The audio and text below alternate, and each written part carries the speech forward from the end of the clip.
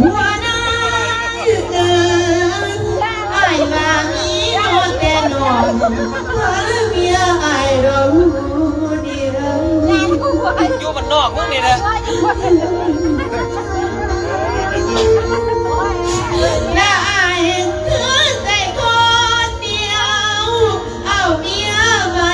มาโดนก่อนพ่อจะได้เขายังสาวยังสวยสักทีอีว่ะเฮ้ยแต่เมียเคยนอนนำกันแต่ว่ามีมุดเจอดู ลูกกันกันเยอะไอ้นี่มาบอมเองซาหลอกแก้วโศกนั่งเลย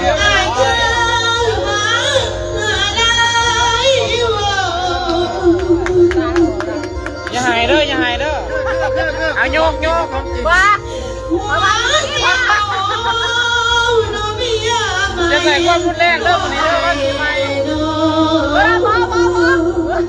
พอไปเสกกูยูทูบกับมึงนี่ตี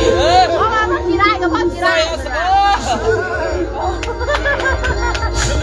โอ้ยนี่น้องเบิร์ดต่อนี่ก็ยังหักอายบอกเลยเป็นเมียอาสมัยเอ้ยเบิร์ดจะไปเล่นเพลงเขาบอกคนละอินก็พอดคน จะจะหายไรก็ยังไงเลยและอายคือมาเมาเย็นมาเย็นเป็นเอากาแฟออกเกินเนี่ย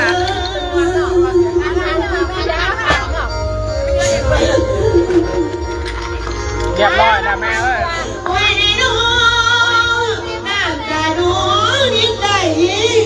รถแซ่ในเด้อคนไหนตัวจะเมา